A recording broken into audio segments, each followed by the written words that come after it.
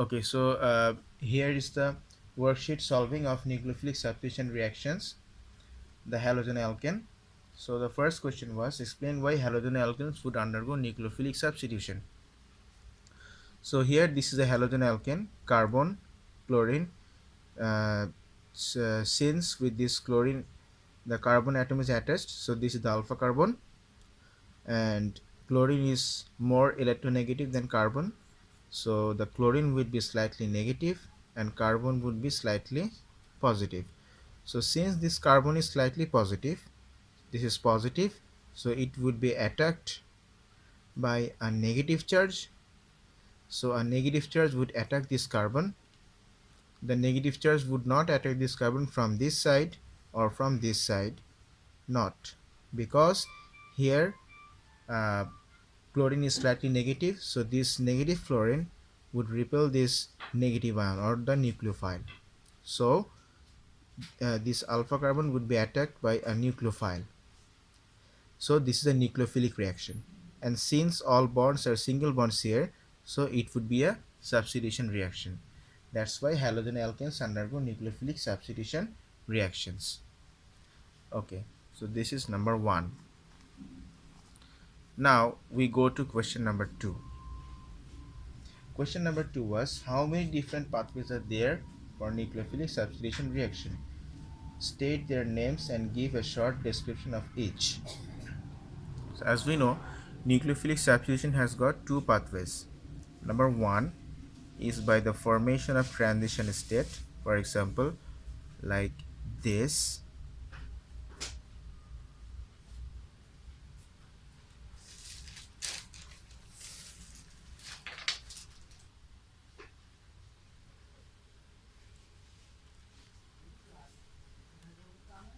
So here chlorine is taking the electrons away and hydroxide is giving the electrons. So give and take is occurring simultaneously together. So this is the transition state. So nucleophilic substitution can occur through transition state, or it can occur through the formation of carbocation like this.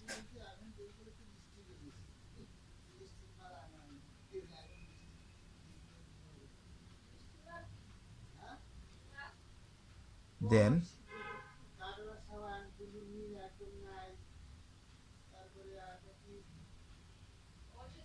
OH. So this is the formation of carbocation state.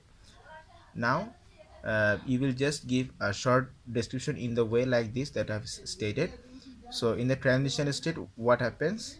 The taking away of electrons and giving the electrons, they occur simultaneously.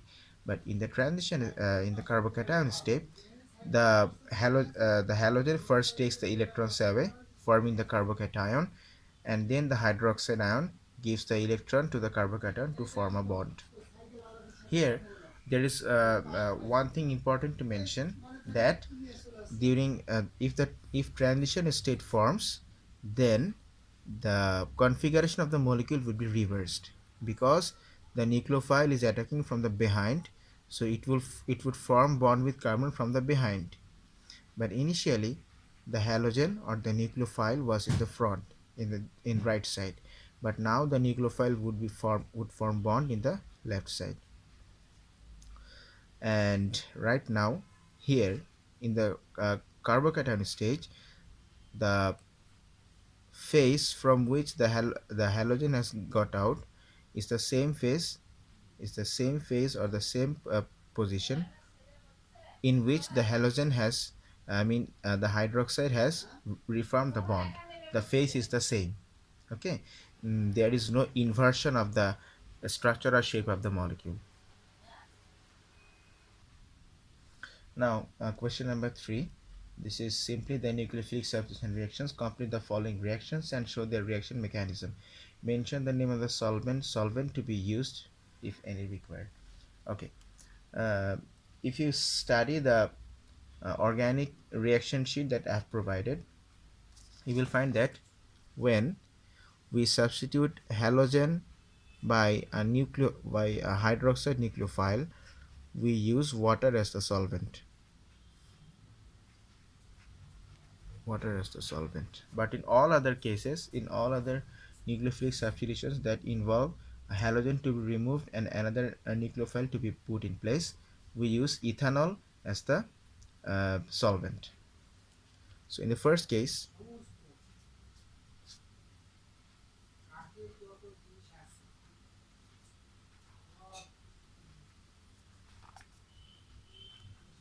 so the reaction will be simply CH3CH2OH plus Cl minus.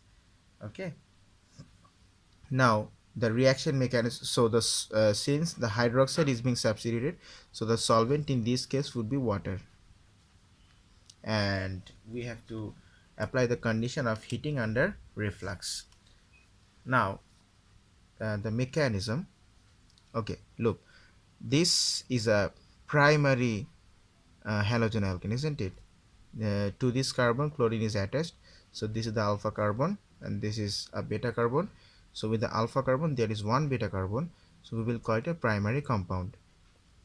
And if you don't forget the reaction pathways, then just remember that only the tertiary compounds, they follow the carbocation pathway. The primary and secondary compound, they follow the transition state pathway. We will explain this at later. So since this is a primary compound, so it will follow a transition state pathway.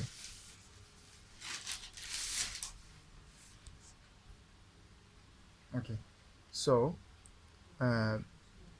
CH3, then I'm drawing, okay, let me draw it in details. CH3 CH2 and Cl hydroxide. This is slightly negative, this is slightly positive. It is attacking this carbon, electron goes here, and then it forms the transition state like this. Electrons are being given and electrons are taken away. Then what is being formed? The configuration of the molecule will be reversed and hydroxyl will form a bond here, ejecting chlorine. So this is a transition state pathway of the nucleophilic substitution. So 3A, 3B, 3C and 3D, they all follows the same pathway because these are all the primary and secondary compounds. Now number E. Number E will follow, it is a tertiary compound, so it will follow the carbocation pathway. CH3, CH3, C2H5, Cl plus NaOH means OH minus. So hydroxide will not first attack here. First this compound will undergo the breakdown. Since in the first stage only the main organic compound is participating, so we are calling it as the SN1. Okay, this is SN1. Okay, but in these reactions, both the leaving nucleophile and the entering nucleophile, they are present simultaneously together, isn't it? So this is an SN2 reaction because both the organic compound and the entering nucleophile are present.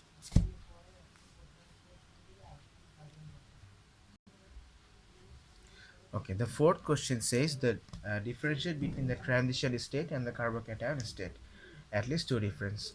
So in the transition state, both the leaving nucleophile and the entering nucleophile, they react together simultaneously. That means electron giving to the leaving nucleophile and electron taking from the entering nucleophile, they occur together. So this can be the first, and the second is the transition state occurs in primary and secondary compounds where the carbocations are unstable. Okay, these are the 2 points. Now in carbocation, the nucleophile first takes away all the electrons and leaving carbocation behind, and then the entering and nucleophile gives the electrons. And secondly, the carbocation state forms only in the tertiary compound. And there is one more difference. If you look at the energy profile, then in the formation of transition state, there is only one peak. Here the reactants, here is a transition state, and here will be the products. Since it occurs simultaneously, this can be considered as only one step.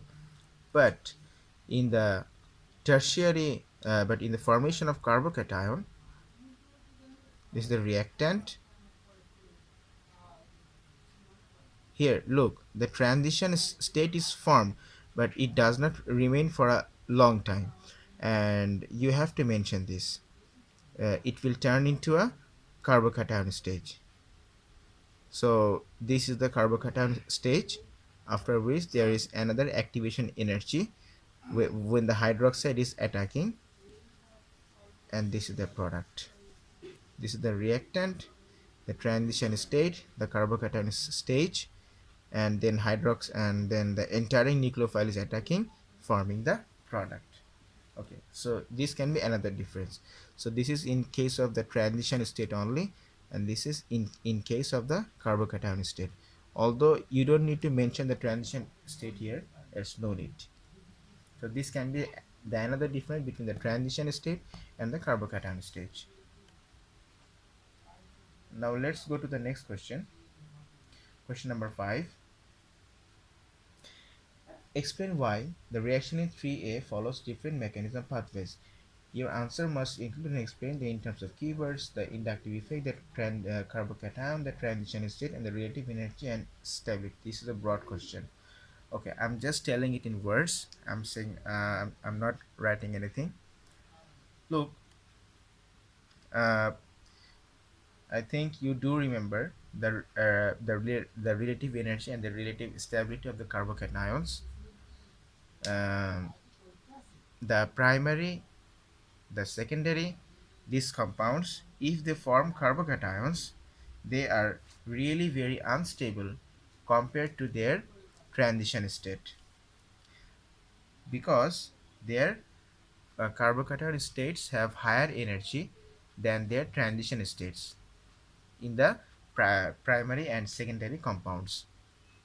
But in the tertiary compound, the carbocation state is much more stable than the transition state of the tertiary compound, because the tertiary carbocation has a lower energy than the transition state of the tertiary compound. So in case of primary and secondary compounds, since the transition state is more stable, it has lower energy, so they form the transition state. And in the tertiary compound, they form the carbocation, because in the case of tertiary compound, the carbocation is more stable, and but the transition state is less stable because of higher energy. You must look at the relative energy diagrams. Okay, now why the primary carbocation is the least stable or very unstable? The secondary carbocation is quite stable but less than transition state, and tertiary carbocation is the most stable. Okay, let's see. Look, the stability of the carbocations, I mean the stability depends, stability actually means uh, lower tendency to react. If a substance has a lower tendency to react, that means it is more stable. Okay, this is a tertiary carbocation, this is a secondary carbocation, and this is a primary carbocation. Look, here this positive charge, it will try to react with a nucleophile. But look, here these groups, these alkyl groups, methyl groups or other alkyl groups, they are the electron donating groups. So they will try to push electrons towards this positive charge carbon, reducing the intensity of positive charge in that carbon. That means this carbon will now become quite less reactive, and it will become stable because its tendency to react is decreasing. Now in this carbon there are two electron pushing groups, so the intensity of positive charge will get reduced, but not that much as like the tertiary carbocation. And in case of primary carbocation, this reactivity reduction effect is the least. So this is very much extremely reactive, and it will thus be very much unstable.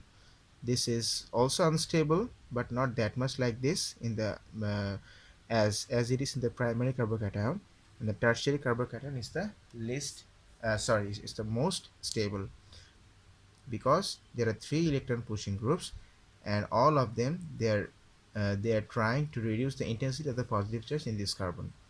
So tertiary carbocation is the most stable, and therefore the tertiary compounds, they follow the carbocation pathway for the reaction. Okay. About number 6, I have already explained that. It says that explain why 3A is an SN2 reaction and 3E is an SN1 reaction. I have already explained. Please go back to the time during which I have explained the answers. Question number 7. Explain why it is easy to convert halogen alkanes to alcohol, but the reverse reaction is difficult. Okay, this question is quite very easy, because bonding of halogens with carbon is quite weaker than bonding of carbon with oxygen in alcohols. So we are breaking a weaker bond and forming a stronger bond. This is quite easy, and this is quite a favorable reaction. But when you are trying to break a stronger bond and form another compound which has a weaker bond, this is quite difficult. That's why it's easy to convert a halogen alkane into alcohol, but it's difficult to convert an alcohol to a halogen alkane.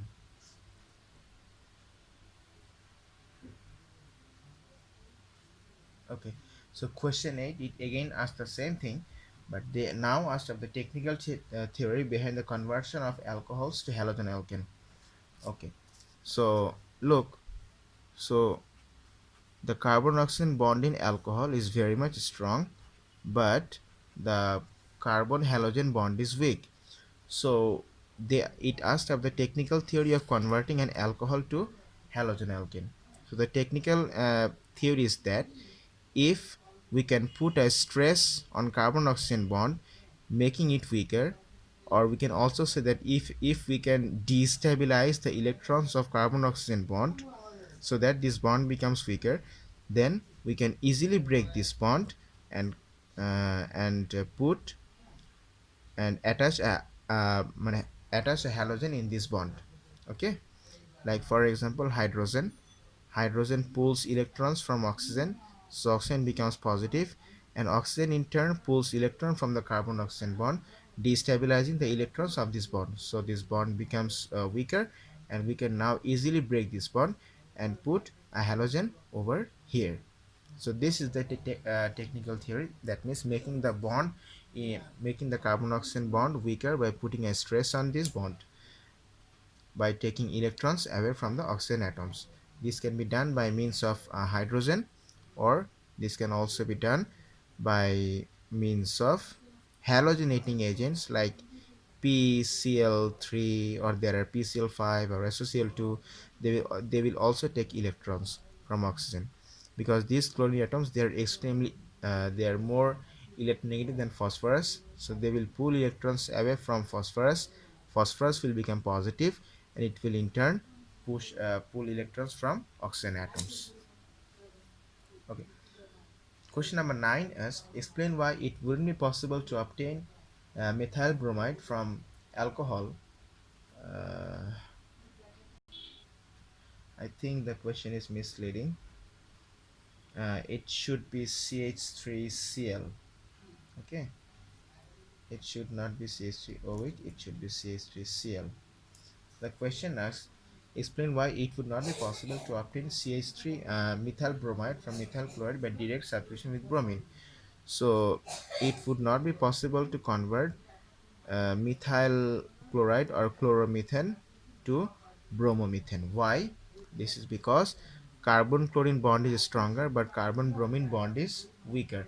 So we cannot directly convert this compound into this compound. Instead, we can convert this compound into an alcohol. Okay, this is quite easy. And then we can put a stress on carbon oxygen bond, so that this carbon oxygen bond becomes weaker, and then we can put a bromine over here and convert it into methyl bromide. Okay, now the question asks about different reactions of converting alcohols to halogen alkanes. So I'm showing just three of them. You have to do the rest by your own.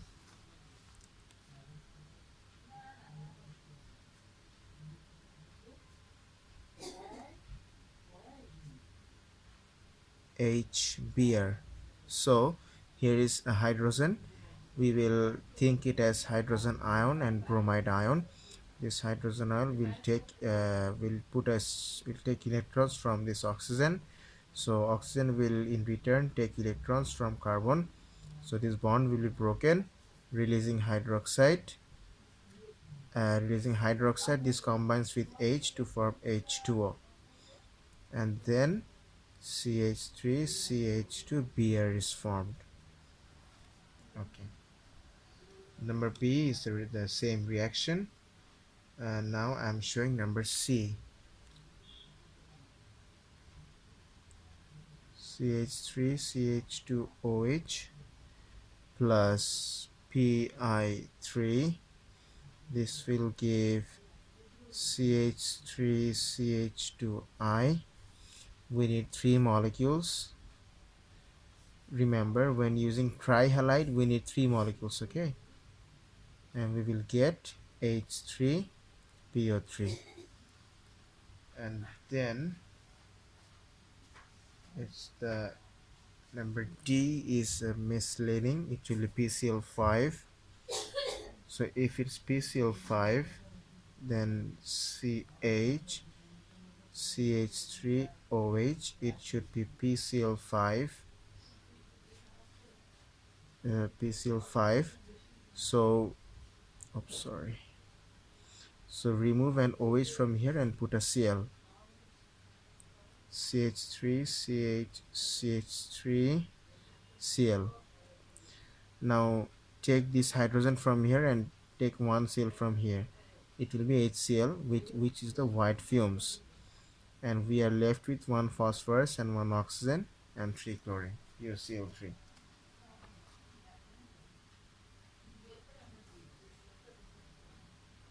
Number E, CH3, CH3, then C2H5OH plus SOCl2. This would give CH3, CH3, C2H5Cl plus SO2 plus HCl. The reaction with SOCl2 is the best reagent for producing halogen alkanes. This is because sulfur dioxide and HCl, both of them are lost as gas. So we are only left with this compound. So there is no need for separation of this compound from mixture. 11th question. State why it would not be possible to produce HBr or HI from the reaction between H2SO4, NaBr or NaI. So, because a reaction between NaBr or NaI with H2SO4 would produce HBr or HI, but since sulfuric acid is a strong oxidizing agent, so HBr and HI, the bromide and the iodide will be immediately oxidized to bromine and iodine. So no more HBr or HI remains for the reaction with alcohol groups.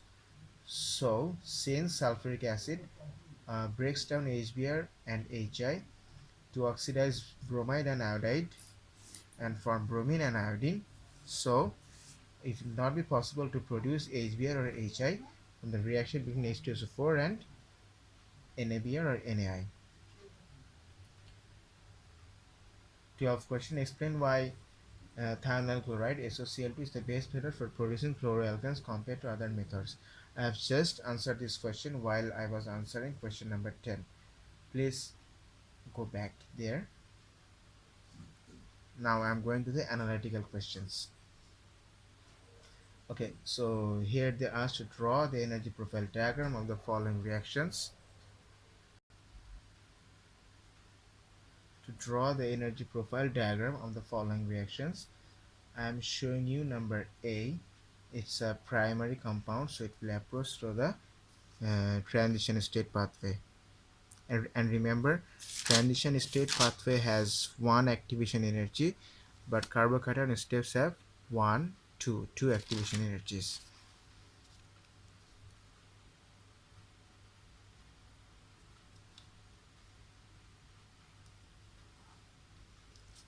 So it will be carbon bromine bond and carbon OH bond. Carbon bromine bond is weaker, so it will be at higher position. Okay, so this is the reactant, this is the transition state, and this will be the product.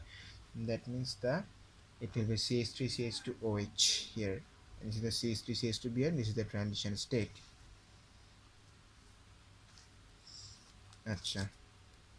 The second one is a tertiary compound, so it will have two activation energies, from reactant to transition state to carbocation, from carbocation to absorbing some energy, forming the product. The reactant, transition state, carbocation, and this is the product.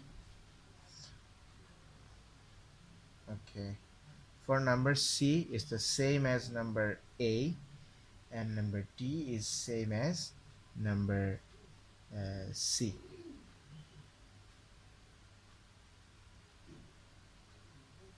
Explain why it would not be possible to carry out the substitution reaction directly, that is CH3CH2Cl plus Br. This will give CH3CH2Br plus Cl minus. Okay, so because carbon chlorine bond is stronger and carbon bromine bond is weaker, so bromine cannot directly substitute the chlorine from the carbon chlorine bond. And now number 3, it tells you about the to plan a reaction pathway for converting CH3CH2Cl to CH3CH2Br. Since bromine cannot directly replace chlorine, so what we have to do is this, that we are converting the chloroalkane to alcohol, because this is easier. And now we are putting a stress on this carbon oxygen bond by taking electrons away from the oxygen, and then we are replacing that by bromine. So the reagent we will be using here is sodium hydroxide dissolved in alcohol, and reagent we can use here is PBr3 or PBr5. It can be anything, and the conditions are all heat under reflux. So this is number 3. Now look at number 4. Suggest why PCl5 is more efficient reagent than PCl3 in converting alcohols to chloroalkanes. Look, when alcohols react with PCl3, it gives so 3 molecules, so CH3Cl plus H3PO3. But when CH3OH reacts with PCl3, it will produce CH3Cl plus POCl3 plus HCl. This HCl, oh sorry, PCl5. This HCl produced can react with more alcohols, isn't it? The HCl can react with more alcohols and convert the alcohols to a chlorine. This may be possible. I'm not saying that it's possible, but it might be possible. That's why the question said suggest. No, I'm not saying that it will happen, but it may happen.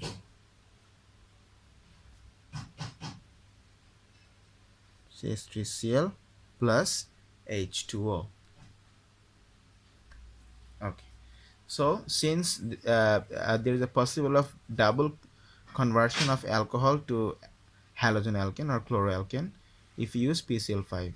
From on one hand, PCl5 is converting alcohol to halogen alkane, producing HCl. The HCl might also convert the alcohol to halogen alkane. It may be possible.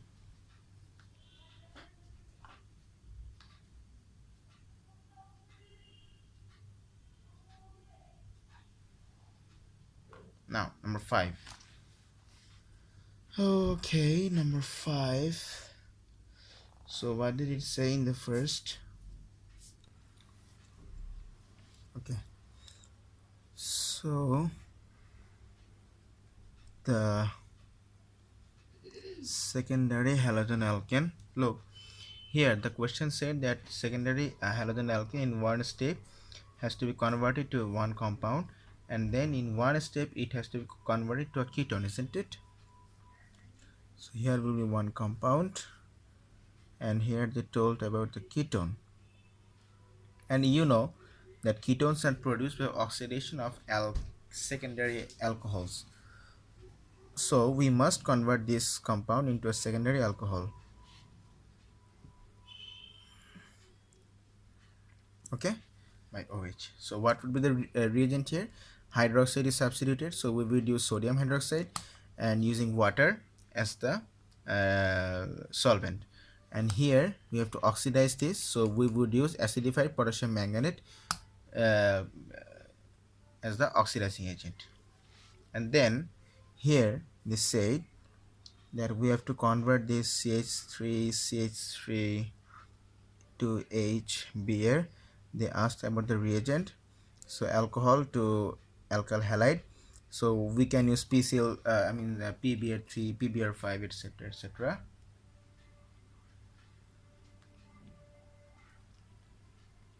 And then they converted this one into an alkene. You don't need to know about this reaction right now, we'll deal with this later. Now they said mild oxidation with reflux. So mild oxidation would produce diol, you remember? Mild oxidation would produce diol, CH2OH. So these are the two double bonded carbons, so CH2OH and CHOH. No, you should not draw this because they said under reflux. So since under reflux, so they would get further oxidized. Look, if this is the alpha carbon, this is a beta carbon. Then no more beta carbon here, so it's a primary alcohol, so it will get converted to carboxylic acid. And this is if this is the alpha carbon, this is the beta carbon, this is the beta carbon, so there are two beta carbons, so this will get oxidized to ketone, CO, and we will get CH3. Okay, so CH3 CO COOH. Okay, now this said about very strong oxidation. If very strong oxidation occurs, then this double bond will break, and with this carbon one hydrogen is attached, so it will get oxidized to carboxylic acid, CH3COOH, and this one will get oxidized to carbon dioxide. So these are the two compounds that will be formed here. Now question 6 said cyanide containing compounds can be converted to carboxylic acids when reacted with water. This is important. Cyanide means CN. Now plan a reaction sequence for the conversion of ethanoic acid to propanoic acid. Okay, so ethanoic acid to propanoic acid. Look, cyanide is an nucleophile. So if you want to put cyanide into a compound, you must carry out nucleophilic substitution. That would occur in case of alkyl halides, or alcohols don't directly substitute cyanide. We need HCN for that, but HCN is not a good reagent to react with alcohol. We will deal about this later, so we better convert alcohol to alkyl halide if required. Look what I'm doing. COOH, carboxylic acid. This is reduced, right? If you oxidize primary alcohol, remember PALCAR. If you oxidize carboxylic acid, primary alcohol, it gets converted to finally to aldehyde, then to carboxylic acid. Now if you reduce the carboxylic acid, it will get converted to alcohol, primary alcohol, CH3CH2OH. Okay, now we are we are reducing this, isn't it? Reducing this, you must read the name of at least one reducing agent, because in the next test I will not allow to use the reagent table. And here we are using, for example, PCl3 to produce CH3CH2Cl, and then we are using, you may use KCN or you may use NaCN, like we have used sodium hydroxide or sodium or potassium hydroxide to convert halogen to alcohols. We are using KCN or NaCN. This would get converted to CH3CH2CN.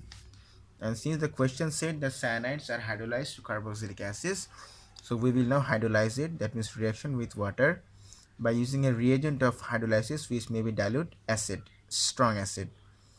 So it becomes CH3CH2, the cyanide is hydrolyzed to carboxylic acids. That's all for the reactions of halogen alkanes. Thank you.